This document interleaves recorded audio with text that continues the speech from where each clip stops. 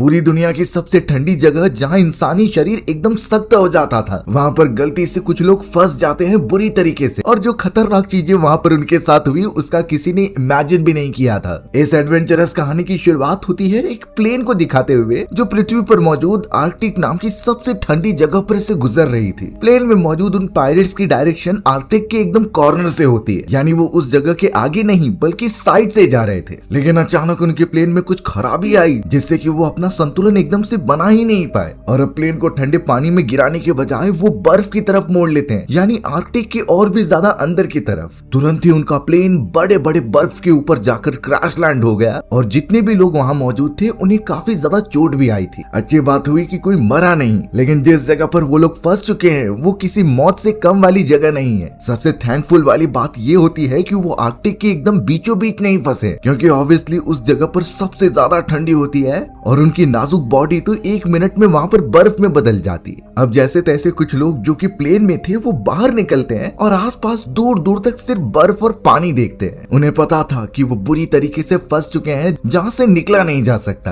अब उन लोगों में एमेंडसन नाम का एक आदमी होता है जो अपने साथियों को काफी सीरियसली देख रहा था। उसके मन में कुछ बातें चल रही थी जैसे कि सारी होप्स एकदम से खत्म हो चुकी है, पर एमेंडसन डिसाइड करता है कि वो आगे बढ़ेगा, यानी कि आर्कटिक की सबसे ठंडी वाली जगह पर। अब ऐसा क्यों है, इसके लिए हमें नॉर्वे में मौजूद एक आदमी को दिखाया गया जो एक्चुअल में एमेंडसन का भाई था और उसका नाम लियो होता है। लियो चोरी चुपके किसी के घर में घुसने की कोशिश कर रहा था। जैसे ही वो अंदर गया कुछ छानबीन करने के लिए, तभी अचानक उस घर की लेडी ने उसके ऊपर हमला कर दिया। वो लेडी लियो को बहुत ज्यादा मारती है, लेकिन लियो ने उससे बताया कि वो यहाँ पर चोरी करने नहीं आया है, वो तो एक्चुअल में एमेंडसन का भाई है। ये सुनते ही वो लेडी जिसका नाम बेस होता है वो रुक जाती है। लियो तो सिर्फ बेस से थोड़ी पूछताछ करना चाहता था। बाद में ये पता चला कि बेस कोई और नहीं बल्कि एमेंडसन की गर्लफ्रेंड थी, और Amundsen most of the time base के साथ ही गुजारा करता था। दोनों एक साथ बैठ जाते हैं और लियो कई सारी चीजें पूछने लगा। लियो यहाँ पर बताता है कि मेरा भाई गायब हो चुका है। कईयों को लगता है कि उसने अपना प्लेन जानबूझ के अंटार्कटिक की तरफ मोड़ा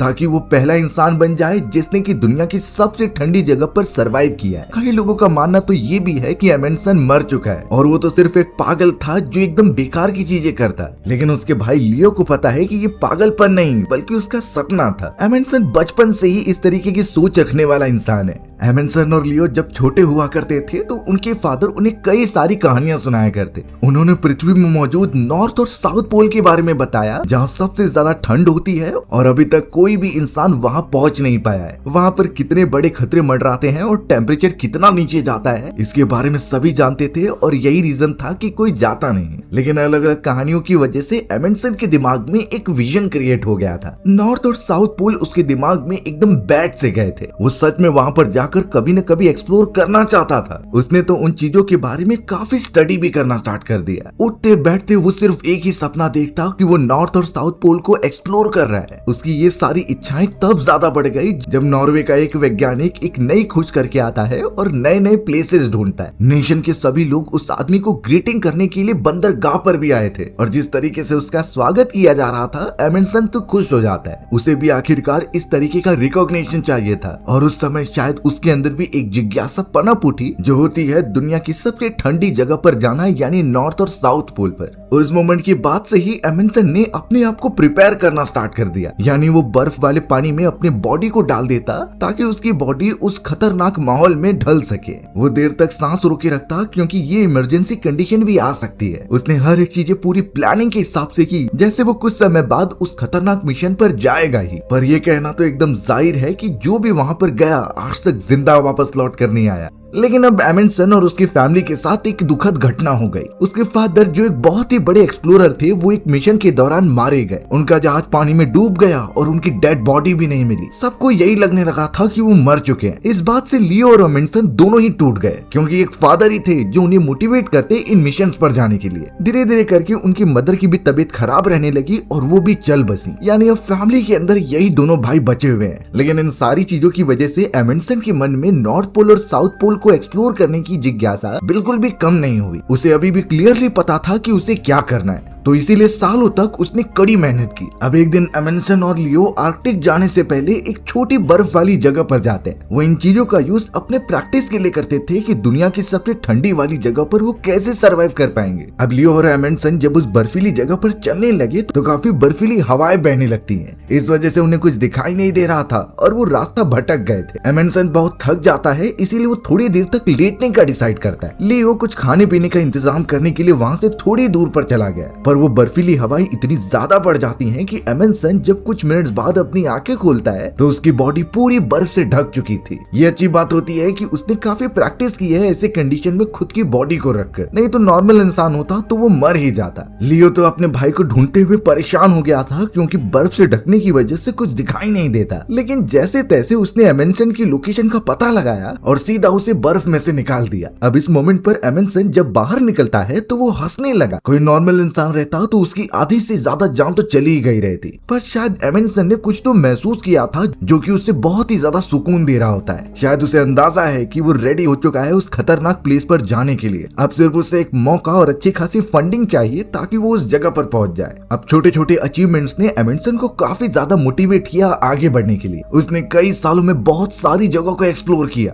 भले वो एग्जैक्ट नॉर्थ पोल पर नहीं पहुंच पाता, लेकिन उसके आसपास के महाद्वीप के इलाके उसने एक्सप्लोर किए और अब तो इतिहास की पन्नों में एमंडसन की भी छोटी छोटी खोज का नाम दर्ज होने लगा था। लियो ने बताया कि एमंडसन की खोज पर ब्रिटिश काउंसिल ने उसे अपने यहाँ बुलाया था स्पीच देने के लिए। एमंडसन ने वो सारे एक्सपीरियंस शेयर किए जो उसने इतने टाइम में एक्सप्लोर किए होते हैं। यहाँ तक कि वो कुछ बर्फीले वाले इलाके पर गया जहाँ ऐसे लोग पाए जाते हैं जिन्होंने अपने आप को उस एनवायरनमेंट के प्रति ढाल लिया, यानी वो मोटे मोटे कपड़े पहनते हैं और बड़े बड़े बाल वाले जानवर पालते हैं ताकि वो बर्फ पर स्लाइड करते हुए चल सकें। अब एक तरीके से देखा जाए तो ये खोज बहुत यूनिक है क्योंकि अभी तक ऐसी प्रजातियों के बारे में नहीं पता चला है। लेकिन ब्रिटिश गवर्नमेंट कैसे किसी नॉर्वे इंसान की तारीफ कर सकते हैं? उन्होंने सब कुछ खारिज कर दिया कि ये एक मनगढ़ंत कहानी है। ये सब हमारे लिए मायने नहीं रखता, सिर्फ नॉर्थ और पोल पे जो पहुंचेगा उसका ही नाम इतिहास में दर्ज होगा। यानी उन लोगों ने एक तरीके से एमंडसन के सारे खोज को खारिज कर दिया। एमंडसन को बुरा तो लगता है, लेकिन फिर भी उसे यहाँ पर आने का मौका मिला, उसमें ही वो खुश है।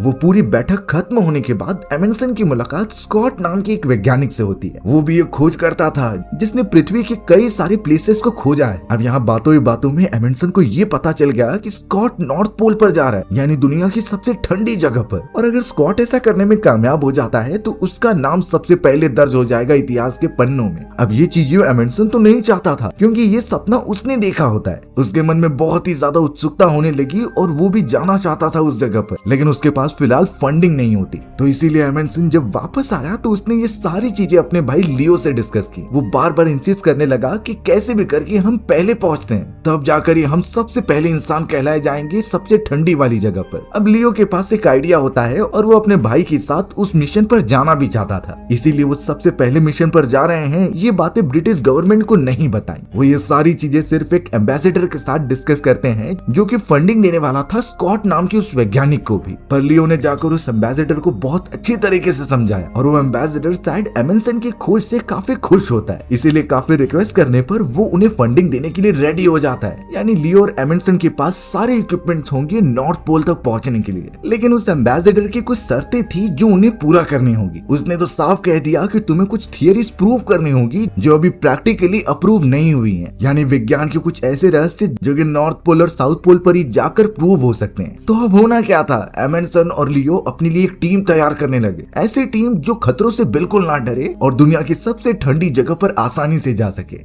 अब यहाँ एमंडसन और उसके सभी साथी जब मिशन पर जाने की तैयारी कर रहे थे तभी अचानक उन्हें एक न्यूज के बारे में पता चला। उसमें साफ बताया गया कि एक ऐसी कंपनी है जिनके वैज्ञानिकों ने दावा किया है कि वो नॉर्थ पोल पर जाकर आ चुके हैं। उन्हें नॉर्थ पोल के बारे में हर एक चीजें पता है। फिलहाल अभी तो उस चीजों के रिलेटेड कोई भी प्रूफ सबमिट नहीं किए गए हैं, लेकिन इस खबर ने चारों तरफ तहलका मचा कर रख दिया था। सभी लोग जानना चाहते थे कि नॉर्थ पोल में आखिर ऐसा क्या है जिससे कि कोई अभी तक उसे एक्सप्लोर नहीं कर पाया। न्यूज में हर जगह पर उस कंपनी और उस आदमी का नाम मेंशन है जो कि नॉर्थ पोल पर जाकर आ चुका है। अब ये न्यूज सुनने पर एमेंडसन और उसके सभी साथी एकदम से उदास हो गए। इसका सबसे बड़ा झटका एमेंडसन को ये लगा था क्योंकि ये तो उसका सपना होता है और अगर दूसरा कोई नॉर्थ पोल पर जाकर आ चुका है तो वो क्यों जाए। उसे इतिहास में अपना नाम सेकंड नंबर पर नहीं डालना था। ऐसा लग रहा होता है कि एमेंडसन का सपना एकदम से टूट रहा है। कई दिनों तक तो ये सारी चीजें सोचने के बाद एमेंडसन सोता भी नहीं, लेकिन एक सुबह उसके दिमाग में एक आइडिया आया। उसने अपने भाई से डिस्कस किया कि वो नॉर्थ पोल जाने के बजाय साउथ पोल जाए, क्योंकि अगर वो बात सच है कि कंपनी ने सच में नॉर्थ पोल एक्सप्लोर कर लिया है तो उस जगह पर वापस जाना समझदारी नहीं होगी। इसलिए प्लान ये है कि वो साउथ पोल की तरफ बढ़ेंगे। साउथ पोल भी उतना ही रहस्यमय था जितना नॉर्थ पोल है। लियो को ये बात समझ में तो आ जाती है, लेकिन वो कहने लगा कि एम्बेसडर इस बात को नहीं मानेगा। होता भी कुछ ऐसा ही है। जब ये चीजें डिस्कस की गई तो एम्बेसडर ने साफ कह दिया कि तुम्हें नॉर्थ पोल ही जाना है। उसी की वजह से उसने इतनी सारी फंडिंग उन्हें दी है। लेकिन एमेंडसन नॉर्मल तरीके से मानने वालों में से नहीं था। उसने एम्बेसडर से अभी तो हाँ में हाँ भरी, लेकिन आखिरकार जब वो दिन आ गया कि वो निकलेंगे अपने मिशन के लिए तो सारी चीजें वो नाव पर बिठाकर अपनी टीम के साथ निकल जाते। जाते जाते उन्होंने एम्बेसडर के लिए एक लेटर छोड़ दिया था जिसपे साफ लिखा होता है कि वो सब नॉर्थ के बजाय साउथ पोल जा रहे हैं, लेकिन वो एम्बेसडर द्वारा दिए गए सारे साइंस एक्सपेरिमेंट वहाँ पर प्रूव करके आएंगे। एम्बेसडर जिसने इतने सारी मनी उसके ऊपर इन्वॉल्व की थी वो एकदम शॉक हो जाता है। उसने तुरंत ही ब्रिटिश गवर्नमेंट और स्कॉट को भी जाकर इस बारे में बता दिया। स्कॉट तो एकदम से शॉक हो गया क्योंकि अब ये सिर्फ खोज नहीं बल्कि एक कंपटीशन बन गया है, यानी जो पहले पहुंचेगा उसका इतिहास में नाम पहले दर्ज होगा। स्कॉट ने इससे पहले अंदाजा भी नहीं लगाया था कि एमेंडसन जो उसका एक स्टूडेंट रहा है वो उसी की खोज चुराने की कोशिश करेगा, यानी स्कॉट भी पीछे नहीं रहने वाला।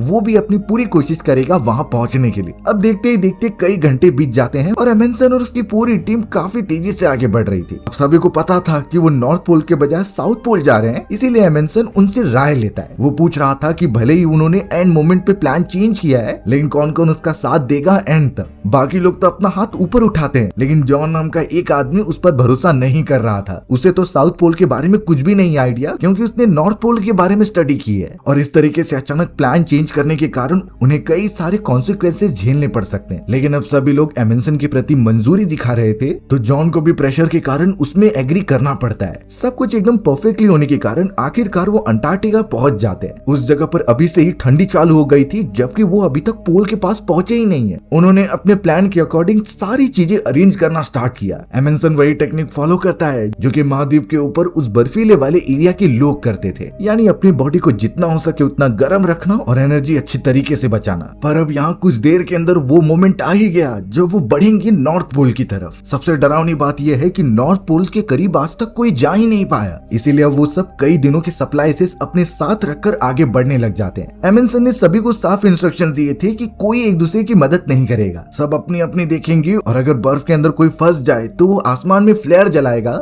जिससे कि बाकी लोग वहां पहुंचेंगे, क्योंकि उनका मेन मोटिव है नॉर्थ पोल तक पहुंचना। अब ये सारी बातें जो एमेंडसन ने बताई हैं, यहाँ से उसका सेल्फिशनेस दिखाई देने लगा है, यानी वो सिर्फ अपने और अपने खोज के बारे में सोच रहा है। अब उन्हीं सारी रिसर्च के दौरान अचानक पता चला कि काफी बर्फीली हवाएं चलने लगी हैं। ये हवाएं इतनी तेज थी कि किसी को भी पीछे ढकेल देती। एमेंडसन और उसके कुछ मेंबर्स तो इसमें माहिर थे, इसीलिए वो उस तूफान से बच जाते हैं, लेकिन कुछ लोग ऐसे भी थे जो उसी चीजों में फंसे रह गए। एमेंडसन तो पीछे भी नहीं मुड़ता उन्हें बचाने के लिए। इनफैक्ट वो वहां से चलते हुए वापस हाइडिंग एरिया पर आ जाते हैं ताकि तूफान चले जाए। उस बर्फीले तूफान के अंदर जॉन और एक लड़का फंसा हुआ था। अगर उस लड़के की मदद नहीं की जाती तो वो वहीं पर मर जाता, लेकिन जॉन ने कैसे भी करके उस लड़की को छोड़ा नहीं और उसे लेकर एक सेफ जगह पर आने लगा। लेकिन कभी इस कंडीशन में हम फंस जाएं जो कि बर्फीली जगह हो और वहाँ तुरंत ही स्नो का तूफान आने लगा हो। अब जॉन और उस लड़के की तरफ बाकी कोई हमारी मदद करने नहीं आया हो, यानी हमें अपना सर्वाइवल खुद ही करना है। बट उस जगह पर टेम्परेचर इतना कम है कि दिमाग काम करना बंद कर देता है। तो कुछ सर्वाइवल टेक्निक्स क्या हैं जिससे कि हम ज्यादा टाइम तक सर्वाइव कर सकते हैं और उस जगह से निकल सकते हैं। तो सबसे पहली बात तो अगर आप उस तूफान में फंस चुके हो जहां बर्फ तो बढ़ती ही जा रही है, तो हमारी बॉडी को नॉर्मल टेम्परेचर पर रखने के लिए हमें एक टेक्निक अप्लाई करनी है जो होती है एक गर्म प्लेस बनाने की। बहुत सारी प्रजातियां जो इसी तरीके के कम टेम्परेचर वाली जगह पर रहते हैं वो एक तरीके से छोटा राउंड स्ट्रक्चर बनाते हैं जिन्हें इग्लू कहा जाता है। अब लिटरली इस पर विश्वास नहीं होता कि उतने कम टेम्परेचर में भले ही वो स्ट्रक्चर बर्फ से बनाई गई हो, अंदर जाने पर हमें गर्माहट महसूस होती है। तो अगर हम इग्लू किसी भी तरीके से बनाने में कामयाब हो गए उस बर्फ के अंदर तो हम बच सकते हैं। इसके लिए हमें जमीन के अंदर प्रॉपर खुदाई करनी होगी और अपने सोने के लिए एक जगह बनानी होगी। याद रहे, पूरी बर्फ नहीं ढकनी है, आपको सांस लेने के लिए थोड़ी सी जगह छोड़नी होगी और हमें ट्राई करना है कि हमें अपने बॉडी से ज्यादा हीट बाहर नहीं निकालनी है। हीट को बचाने के लिए एक पोजीशन आती है जिसमें कि हमें लेट जाना है और अपने दोनों पैरों को पास लेकर गर्दन के एरिया में हाथ रख लेने हैं, क्योंकि वैज्ञानिकों का दावा है कि हमारे बॉडी में से सबसे ज्यादा हीट रिलीज हमारे गर्दन और हेड एरिया से निकलती है। तो उसे किसी भी तरीके से कवर कर लिया जाए जिससे कि हीट हमारे बॉडी में मेंटेन रहेगी। अगर इग्लू बनाकर इस पोजीशन में बैठे रहें तो हम कई दिनों तक सरवाइव कर सकते हैं। एक्सेप्शन की बात है कि आपके पास रिसोर्स है कि नहीं। अगर रिसोर्सेस नहीं है तो हमें ठंडे पानी में मौजूद मछलियों का शिकार करना होगा। इसके लिए हम एक रस्सी की मदद से कोई भी चीज उस पर लटका दे और पानी के अंदर डाले तो मछली अपने आप ही आ जाएगी। लेकिन हमें इसका भी ध्यान रखना है कि जो बर्फ की परत झील के ऊपर बनती है वो कई जगहों पर नाजुक होती है और फिशिंग करते दौरान हम उसके अंदर भी गिर सकते हैं। तो ये छोटी छोटी चीजें हैं जिसका हमें ध्यान रखना है। पर यहाँ जॉन, जो कि उस लड़के को बचाकर अपने बेस कैंप पर लाया था, वो तो सीधा एमेंडसन पर काफी गुस्सा होने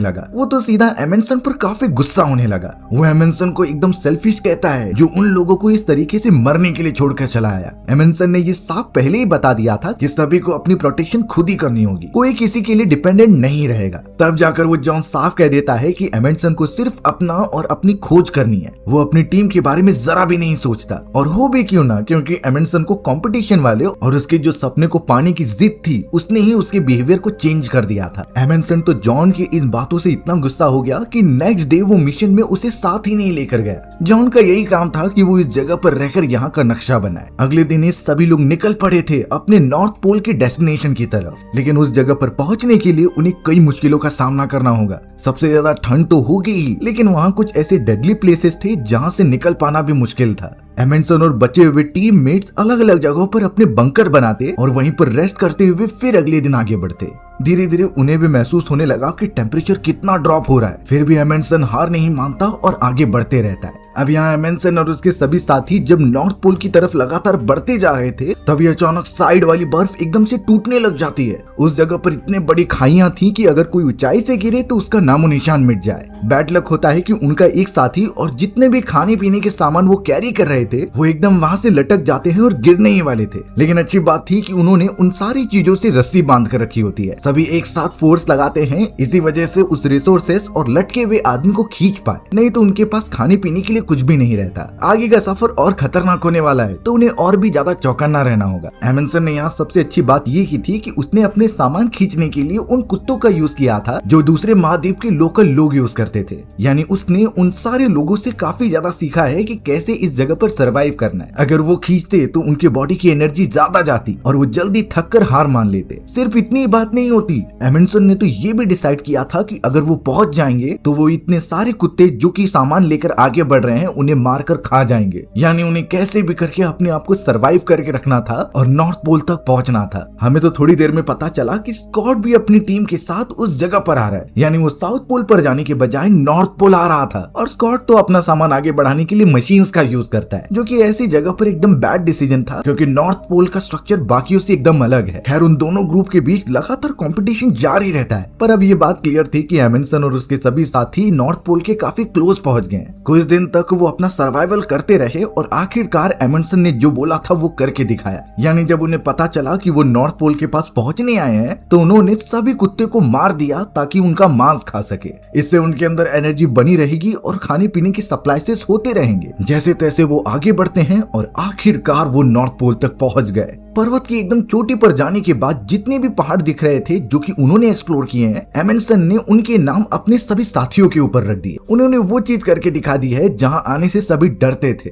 सबसे पहले उनकी पूरी टीम ने नॉर्वे का झंडा लहराया जिससे ये डिक्टेट हो सके कि वही पहले यहाँ पर आए थे। ये बात पक्की है कि उन सभी का नाम इतिहास में दर्ज हो चुका है, लेकिन अब उस जगह से निकलना भी बड़ी समस्या थी। एमेंडसन ने एक रास्ता चुना था जाने के लिए जो कि सेफ है लेकिन लंबा है। वहीं स्कॉट ने तो एक शॉर्टकट रास्ता अपनाया था जिससे वो जल्दी पहुंच भी जाएगा और जल्दी घर भी चला जाएगा। एमेंडसन ने तो एक लेटर भी लिखा जो स्पेसिफिकली स्कॉट के लिए होता है और वो उसी जगह पर उस लेटर को छोड़कर जा रहा था। उस पर साफ मेंशन था कि अगर आप यहाँ पर आते हो तो सबसे पहले हमने ये डिस्कवर किया है और अगर आप एक सच्चे वैज्ञानिक हो तो ब्रिटिश काउंसिल को ये जरूर बताना। यानी एमेंडसन पूरी दुनिया को इससे बताना चाहता था कि नॉर्वे जैसे छोटी जगह से भी वैज्ञानिक निकल सकते हैं और वो भी उतनी कैपेबिलिटी रखते थे जितने बाकी सब रखते हैं। धीरे धीरे करके अब शहर में मौजूद सभी लोगों को इस बारे में पता चलने लगा। एमंडसन के भाई लियो की भी फैमिली को जब ये चीज पता चली तो वो खुश हो जाता है। उसे पता था कि आखिर उसका भाई अपने सपने को अचीव करके रहेगा। शहर में जितने भी लोग एमंडसन को बेवकूफ समझते थे वो अब उसकी इज्जत करने लगे होते हैं। हर तरफ ये न्यूज फैलती जा रही थी और एमंडसन मानो एक सेलिब्रिटी बन गया था। सिर्फ सभी लोग उसके आने का वेट कर रहे थे ताकि उसका आदर सम्मान किया जा सके। स्कॉट को भी जब ये चीजें पता चली तो वो डिप्रेशन में चला गया था। उसे ये एक्सेप्ट नहीं कि उसका ही स्टूडेंट इतना बड़ा अचीवमेंट कर सकता है। स्कॉट ने भी साउथ पोल तक पहुंचने के लिए कई सारे रिसर्च किए थे, लेकिन अब ये चीजें एकदम से बेकार हो चुकी हैं। लेकिन यहाँ एमंडसन और उसके सभी साथी जब वापस लौट रहे थे तो वो एक बड़ी तूफान में फंस गए। ये तूफान इतना ज्यादा खतरनाक था कि उसके अंदर एक एक लोग मारे जाने लगे, लेकिन वापस सिर्फ एक ही आदमी लौटता है और वो था एमंडसन। यानी उसने अपनी टीम की बिल्कुल फिक्र नहीं की और खुद बचकर आ गया। कुछ समय बाद का मोमेंट दिखाया जाता है जहाँ पर एमंडसन को ब्रिटिश काउंसिल इन्वाइट करती है। उन्हें पता था कि एमंडसन ने काफी बड़ी खोज की है, लेकिन वहाँ उसकी तारीफ करने के बजाय वो उसकी बेइज्जती करने लगे। ब्रिटिश काउंसिल मानती है कि स्कॉट जो उनका मेंबर है उसने ही सबसे पहले वो खोज की है। एमंडसन तो वहाँ से सिर्फ अकेला लौटा, बाकी टीम मेंबर्स उसके मर गए। तो अब उनके टीम मेंबर की मौत का जिम्मेदार एमंडसन को ही ठहराया जाने लगा। एमंडसन ये पूरी बेइज्जती सह लेता है। अब उस पार्टी में एमंडसन की मुलाकात लुइस नाम की एक लेडी से हो रही थी। लुइस वहाँ के एक एम्बेसडर की वाइफ होती है और पता नहीं क्यों एमंडसन को उसमें इंटरेस्ट आने लगा। लुइस और एमंडसन एक दूसरे को जानने लगे और उनके बीच नजदीकियां बढ़ने भी लगी। कुछ ही दिनों के अंदर नॉर्वे में एक बड़ी सी फंक्शन रखी जाती है एमंडसन के लिए, क्योंकि उसने इतनी अच्छी खोज जो की है। डिनर के दौरान एम्बेसडर सभी के सामने ये अनाउंस कर देते हैं कि ये एमंडसन की पहली खोज नहीं है, बल्कि वो तो अब नॉर्थ पोल की तरफ भी जाएगा और जितने वैज्ञानिक थियरीज मौजूद हैं उसे कंप्लीट करेगा। एमंडसन के पास अब कोई रास्ता नहीं था ना करने का। उसके मन में अब एक लालच भर गया था। साउथ पोल को एक्सप्लोर करने के बाद उसके मन में कोई सपना नहीं, बल्कि वो एक जिद बन गई थी जो उसके सेल्फ रिस्पेक्ट के बीच में आ रही थी। इसीलिए एमंडसन ने इस मिशन के लिए हाँ कर दी। कुछ समय बाद जब एमंडसन को उस मिशन के लिए निकलना था तो लुइस एमंडसन को ना जाने के लिए कहती है, क्योंकि वो उसके साथ शादी करके जिंदगी बिताना चाहती थी। पर एमंडसन उसे विश्वास दिलाता है कि वो वापस लौटेगा